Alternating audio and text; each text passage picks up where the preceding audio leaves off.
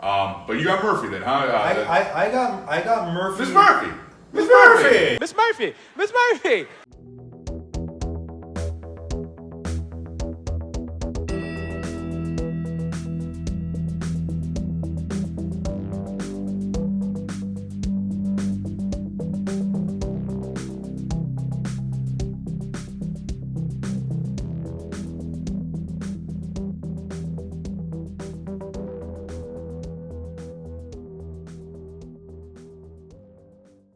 Alright, ladies and gentlemen, welcome to another episode of The Rear Naked Toke. I am Adrian, this is Daniel, and today we are going to be covering UFC Long Island. Instead, we're going to be doing this out in New York this coming Saturday. Early start, of course. We're looking at 8 a.m. prelim start time, 11 a.m. main card start. So, Daniel, you want to throw it over to you here, bud, and give us the sponsor of the week? Yes, this week's episode is brought to you by Coastal Sun, The Fever. Guess what? I got a fever. And the only prescription is more fever. Again, brought to you by the local catalyst shop here in Pomona. We're doing just free advertisements here week in and week out until we actually start getting paid for them. So we'll see how that ends up panning out in the future here. But yeah, let's get it started here, Daniel. Let's get it started with episode 3 of the Rear Naked Toke. Cheers, my brother. Cheers, bro. Got a good one here. There we go. And really quick, before we get started, we have some awards to give out from last week's card, Rafael Dos Anjos versus Rafael Fiziev. The very first award we would like to give out is the Tiramisu #1 Bullshit Award.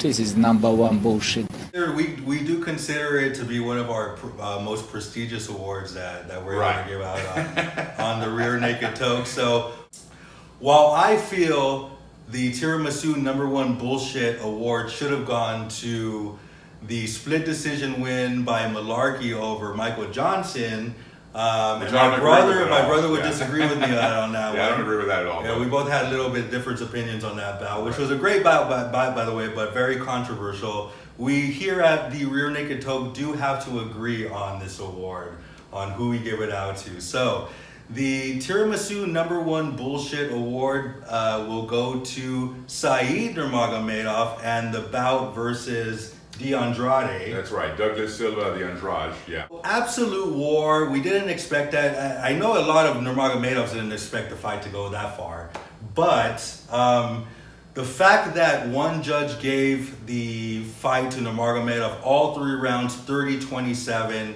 is just #1 bullshit. Wouldn't you agree? 100%, man, yeah. We were watching that fight. We were a little bit on the little homerish there because we were both rooting for Silva de Andrade. Said, great fighter, nothing to take away from there. But yeah, when you basically end the 3rd round, the last 2.5 minutes, I think it was close to maybe 2 minutes and 15 seconds or so, on your back, like a cockroach, feet up, kicking away, wailing away there, and just trying to I don't know what, I have no idea what the idea behind that was, because obviously he wants to avoid Silva coming in, let's say, with a hard hammer or, catching him potentially on his way back to up his feet and just hoping that at that point the official steps in and breaks him up. But I just don't understand how a referee gives, or an official gives, the fight a 30-27. This is #1 bullshit. You're saying Silva didn't even win that round? I mean, it's just insanity. And that night, I mean, I don't know if you noticed, they were giving away 30-27s like it was candy that night. I mean, we can talk about the Bojalio Petrosky fight as well, where Bojalio apparently got 2 rounds 30-27 in that fight. I mean, while it was a unanimous decision for the natural, they didn't even give 2 judges didn't even give Petrosky a round. So, right. I mean, look at the numbers, right? I mean, you can do all kinds of stuff. So the judges were really on a good one last week, man. Well, they usually are when it comes to the Vegas Apex fights. You can always count on some number one bullshit to go down during Absolutely. this fight. So while it's not Nurmagomedov's fault, the judges scored it the way they did, someone has to receive this award, and it's going to go to Said Nurmagomedov. So congratulations, Said, for receiving our tiramisu number one bullshit award this week. This is number one bullshit. And there definitely will be a new one next week, rest assured. Oh, every week. Yeah, there's always someone. All right. So one more award to give out before we get to our UFC on ABC3 Ortega versus Rodriguez. We have one more award to give out, and that's our The Rear Naked Toke Smokies You Got Knocked the Fuck Out Award. You got knocked the fuck out! And unfortunately, while I was rooting for you, Rafael dos Anjos, you were able to take it to the 5th round. I knew you would. You didn't make it past the first 30 seconds of the 5th round, where, who can take it away from Fiziev, right? The guy's just on an absolute tear right now, and a total threat in the lightweight division. Yeah, for sure. And like we talked about, or what we discussed anyway, about that card prior to you recording the podcast that week. I was telling you that I thought that TKO KO was going to come in the 2nd or 3rd round. Right. And the big thing with RDA was questioning Fiziev's cardio prior to the fight, of course, right? So cardio, experience, the whole nine, the championship rounds. Right, exactly. And that's not taking anything away from RDA. He's, like I say, he's a vet, hell of a fighter. He's fought the best of the best, but to get clipped like that, early on in the 5th there, where you think maybe you got the decision potentially there. Yeah, you're one round away from probably taking this fight. 5 minutes there, and so, well deserved, RDA. Tough pill to swallow, but unfortunately, yes, RDA, you are the recipient of our Smokies You Got Knocked the Fuck Out award. You got knocked the fuck out! So, all right, buddy. Congratulations. Another piece of hardware to put on your mantle there, all right? Walk away with something. All right, so let's get right into it then, man. We're going to jump. We got 6 fights on the main card this week, and of course we're talking about UFC Fight Night, Ortega versus Rodriguez, officially being billed as UFC Long Island. All right, so it is taking place in New York, as I mentioned earlier. First fight of the night here is a women's flyweight bout, the one that was actually originally slated to be on the UFC 276 card, and got bumped actually because of, I think, COVID-related protocols. Surprise, surprise there again, right? And that's what actually got the Robbie Lawler-Brian Barberena fight pushed to that main card. So with that being said, let's get into it. We're talking about, of course, Lauren Murphy versus Miesha Tate, flyweight women's bout. So we're just getting into it right here on paper. You're looking at 2 basically vets within the women's UFC side of the organization. Lauren Murphy, of course, coming off that very tough loss against Valentina Shevchenko, where she actually was able to take Shevchenko into some deep waters in those championship rounds. Turns out that Murphy came out and said afterwards that, she was dealing with a case of C. diff, which is a intestinal bacterial infection. Hey, to be able to go 4 rounds, with Shevchenko when you're right, when you're battling basically what can be described as or potentially can be a life-threatening, condition here. Right. More power to her. Although, with that being said, Miesha Tate, we're talking Tate 2.0 here. You mentioned it earlier. 2.0. Her bout, I should say, her debut bout at the women's flyweight division here. Typically, of course, a bantamweight her whole career. I actually really like Miesha Tate to pull off a good upset here. All right. So I think Cupcake's got it. I think Lauren's not going to be so lucky, as her nickname would entail in this fight.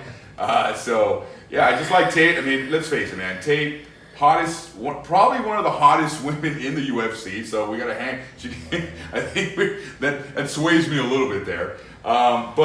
She was off. Had that long layoff, right? 2016, prior to coming back and getting that win against Marlon Renault, and then secondly going that 5-round battle with Caitlin Vieira, who just pulled off that robbery of Holly Holm.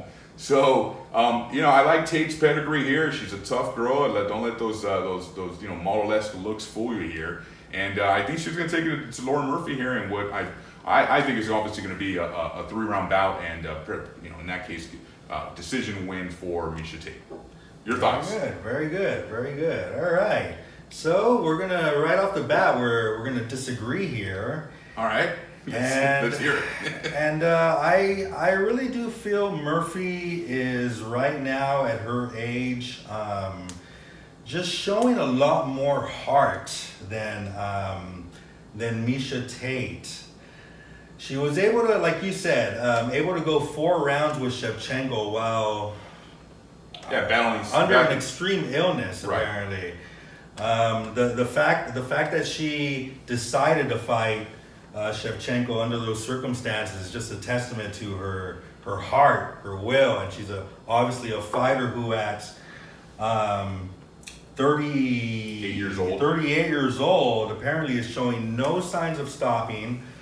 I think this is going to be a battle of the heart. I mean, I'll tell you right now, the odds, Daniel, say Vegas is going Tate. Vegas is going my way here right now. They're looking at a minus 192 compared to a plus 167 for Lauren Murphy. And then, like we mentioned earlier, it being a battle, probably going the distance over 2.5, because that bet's coming in at a minus 350. So that's a huge favorite there for that to occur.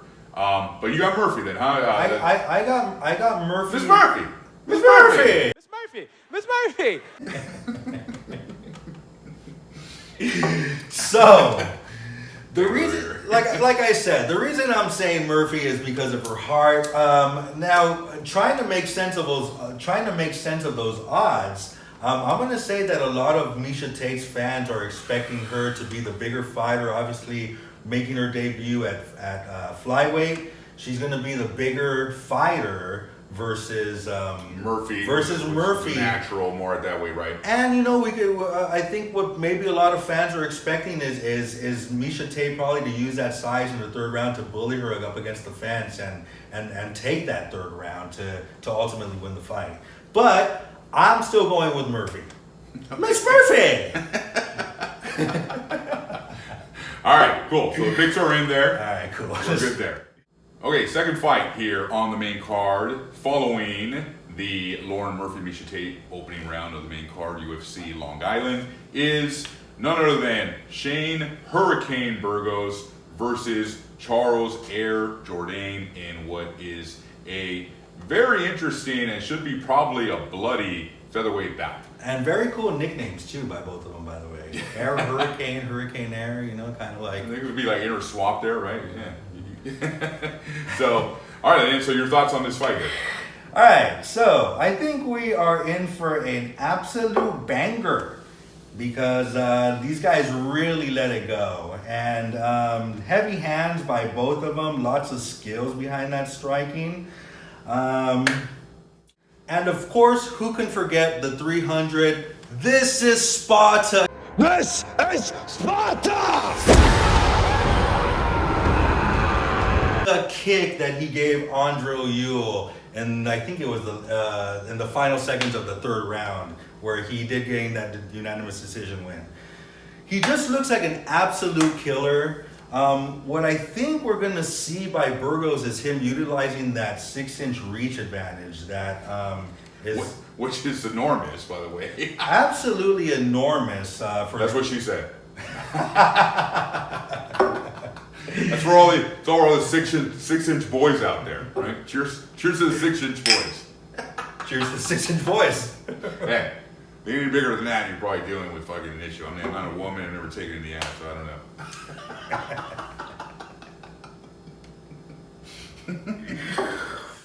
All right, well, definitely, bro, disagree with you on this bout. I actually think that Shane Burgos is going to come and pull off the victory here. To me, what this fight just says is that it's an indication of how, I think, weak the UFC men's featherweight division is right now in the moment. You're talking about, where you just had Volk beat Max, right, in another war, but wasn't really war, just kicked his ass for 25 minutes this time around.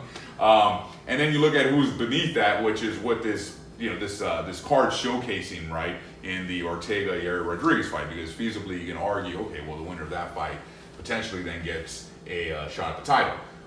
Ortega, of course, having that war with Volk himself, where he almost submitted him, right? So we'll get to that later. But with that being said, it's kind of weak. I mean, that's what I mean. It's like Jourdain, I like him. You're right, exciting young fighter. Burgos is 5 years his senior. To correction here, it's actually a 6.5 inch reach advantage. It's not. Yeah, that's not Don Burgos at half inch. Hey man. Hey, every inch counts. There exactly. you go. So, to Burgos' credit, I actually really like who he's fought, and to me, that's always a good indication of how you will do in your upcoming fights, right?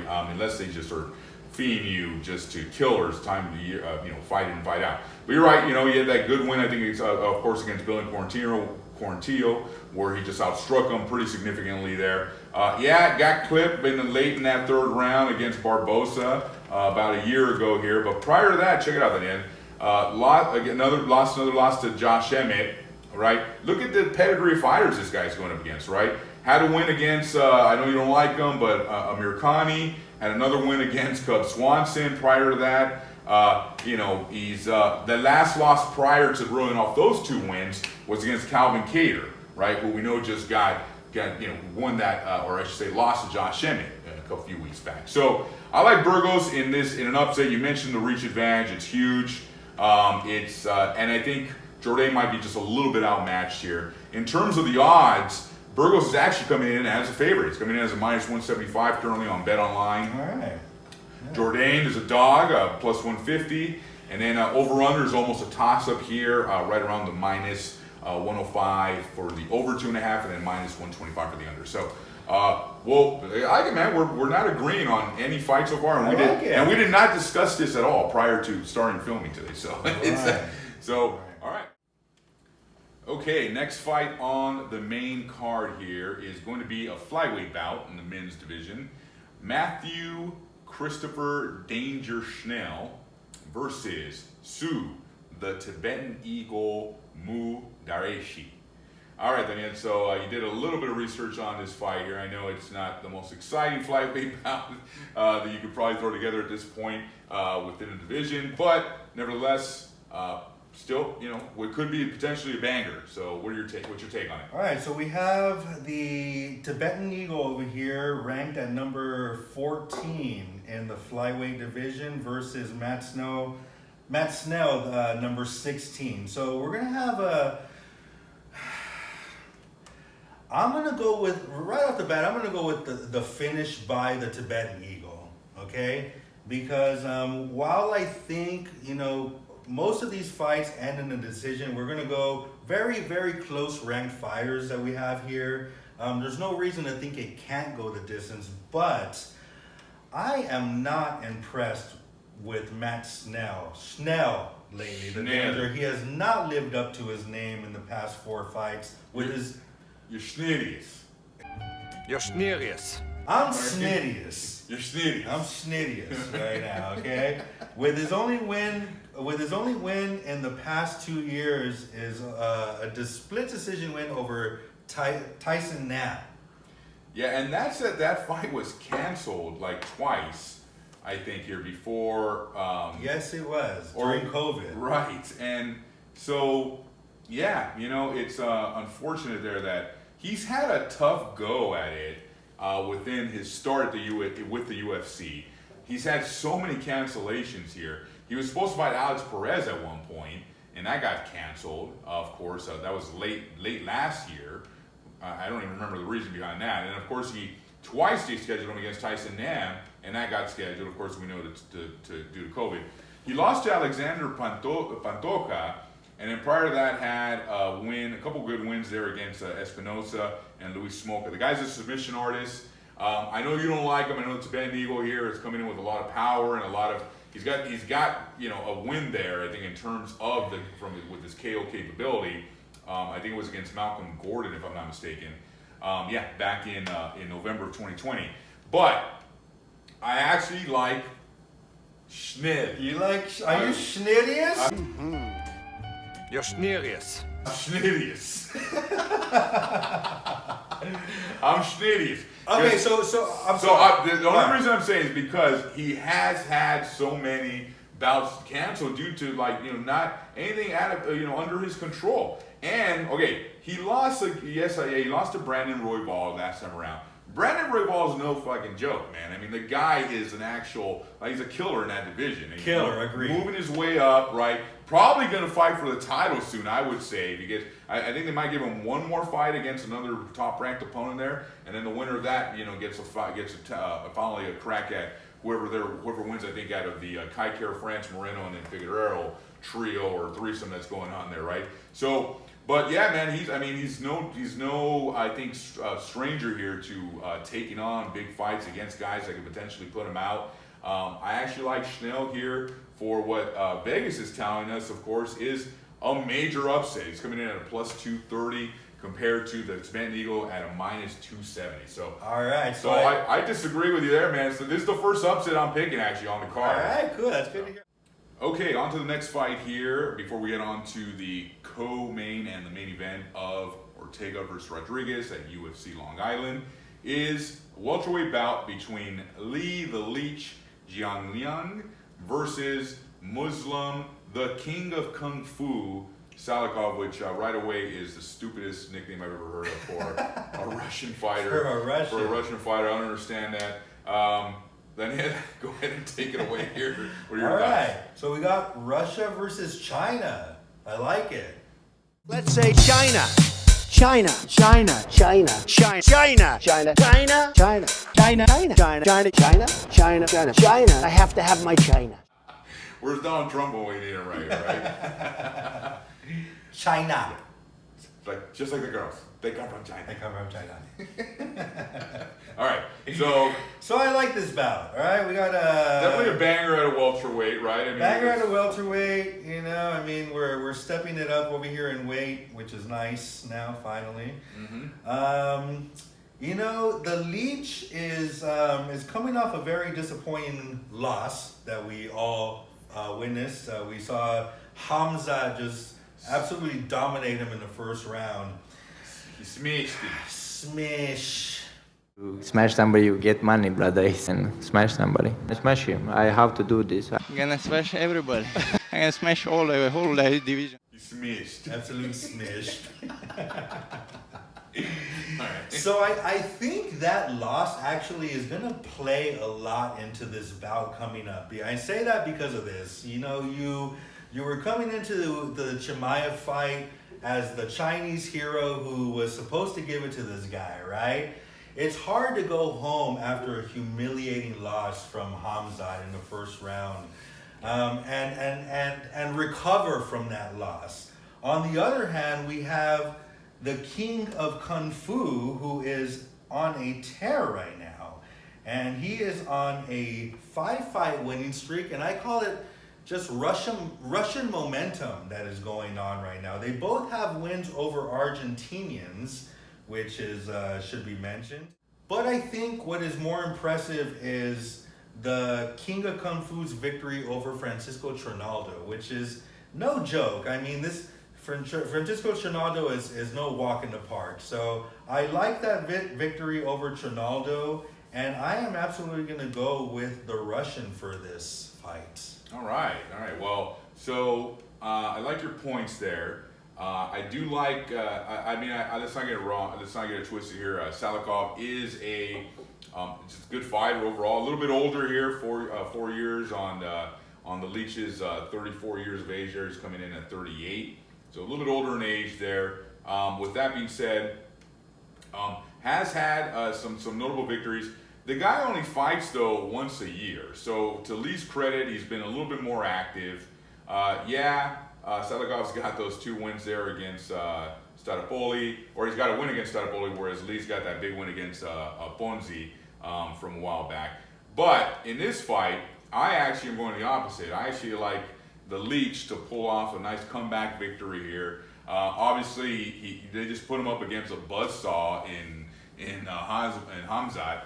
And nobody wants to fight Hamza. This guy, they plugged Lee into this fight thing. I don't know if they plugged him in, but nobody wanted to fight him. So, okay, let's put him up against another, up-and-coming contender here in the welterweight division.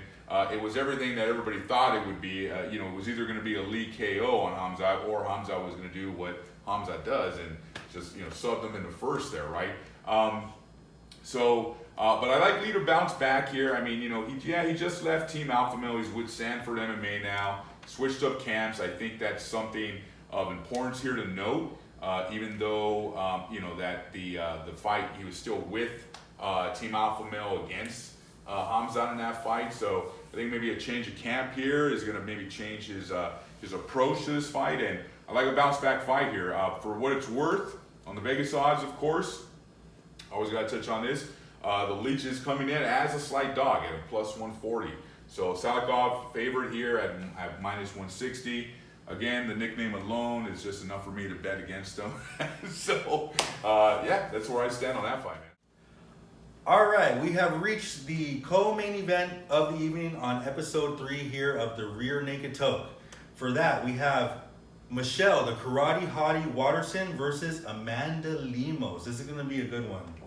That's right, yeah. So we're talking about basically still a very strong contender within the division in Amanda Lemos. She just came off of that really devastating submission loss to Jessica Andrade.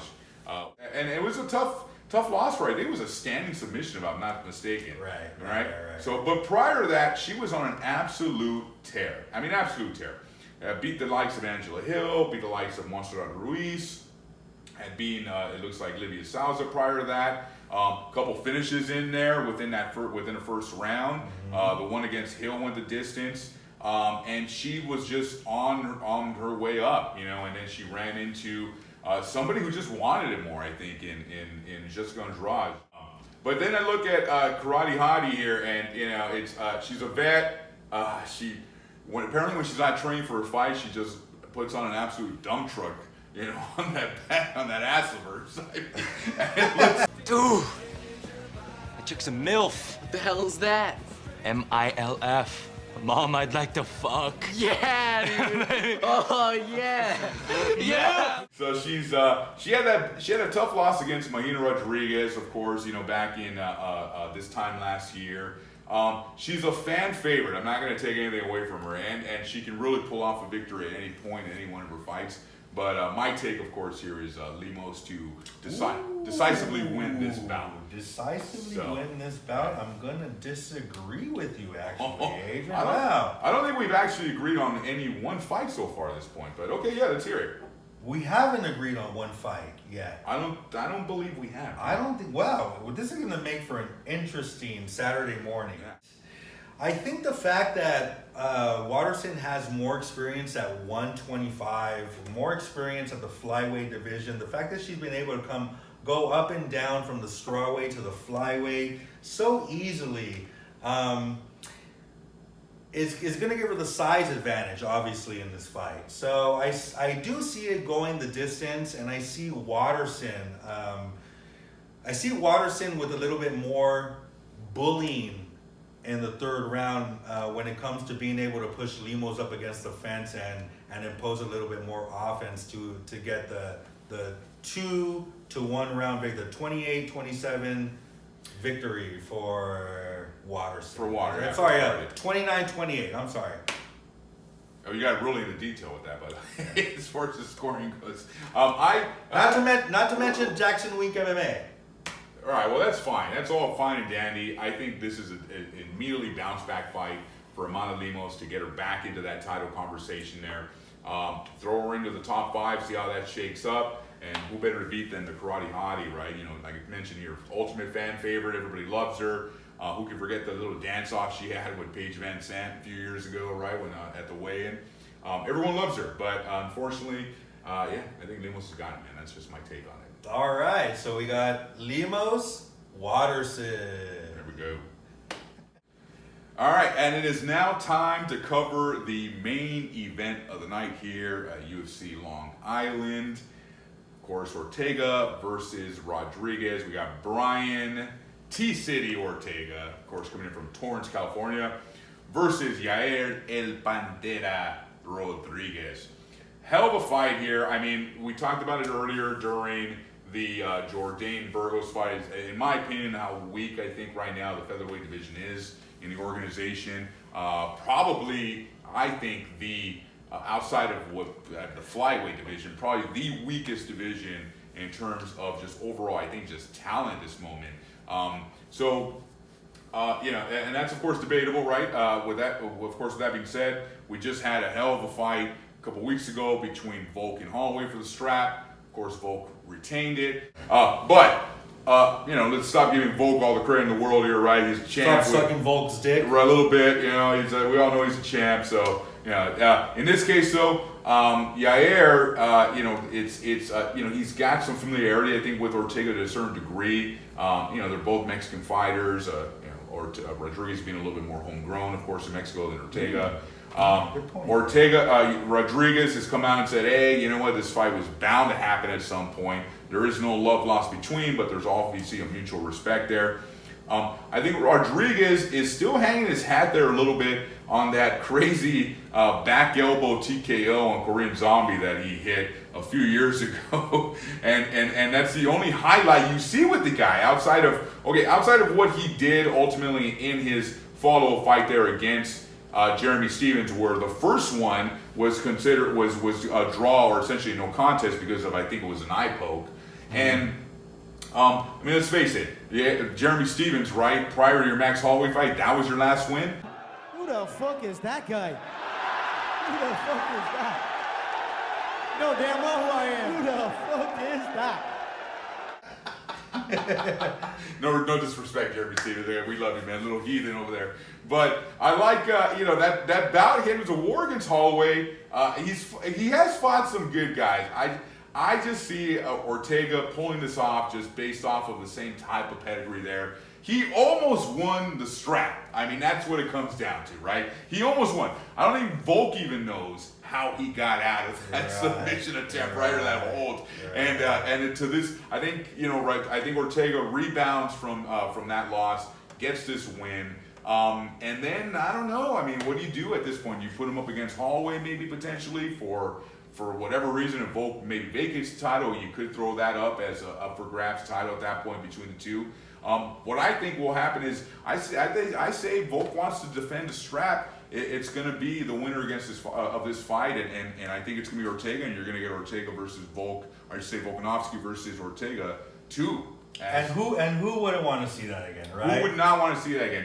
I know I do. Of course. I love Ortega. No, yeah, absolutely, man. And so that's why I like Ortega to win this fight. I think he's just got a little bit more experience within the octagon. Yair, young, exciting fighter, but is coming off of this. Two of his last 3 fights, I should say, 2 of his last 3 fights were wins, and they were just. That fight against Korean Zombie, that was another war. It happened in the 5th round there. Who knows where that would have gone had he not landed that crazy, rear naked back elbow, I guess you want to call it. I don't know what the hell that thing was, but he caught Korean Zombie dead on with it. So, I like Ortega 100% in this fight. What do you think, Daniel? I think we're going to finally agree on a fight. Finally, cheers. Cheers to that, man. It hasn't happened yet tonight, so yeah, why not?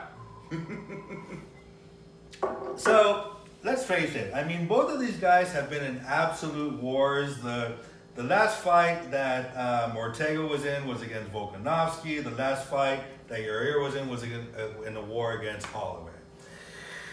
I think that's what we're going to see here, and I don't predict a finish in this fight. Unfortunately, while I would love to see Ortega submit Yair Rodriguez, which I think he's more than capable of doing.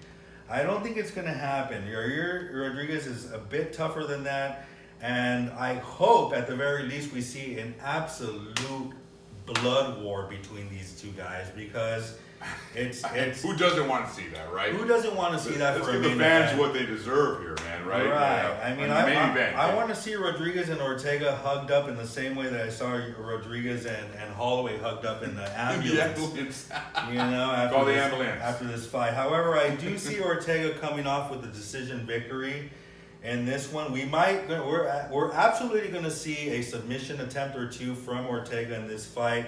but I think he's going to be unsuccessful. I mean, Rodriguez, let's give him a bit more credit than that. It's going to go the distance. We're going to see a bloodbath, but I do predict Ortega with the unanimous decision win. I'll tell you who is also rooting for Ortega, and that's Shia LaBeouf. They did a movie a couple years back called The Tax Collector, and the way the story goes is that, Shia LaBeouf was so into character that even when they weren't shooting scenes and they were taking breaks, he kept trying to fight the opposing gang cast members of this movie.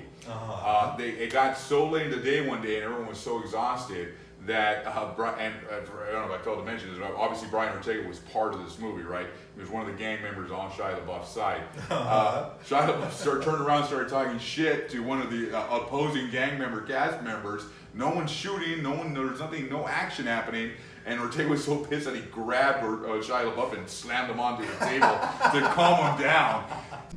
This motherfucker turns around and he starts talking shit to the guy, and fuck it, we snapped and fucking slammed that motherfucker on the table. And then he tried to hit me like with the gun, and it went like this, and it hit Conejo in the mouth. Remember? Yeah. And Conejo's like and Conejo was pissed. Yeah. So I was holding his hands and I was like, choke him out, Conejo. And Conejo's choking him out like, hey, what the fuck is going on? Just do it! Make your dreams come true! Just do it!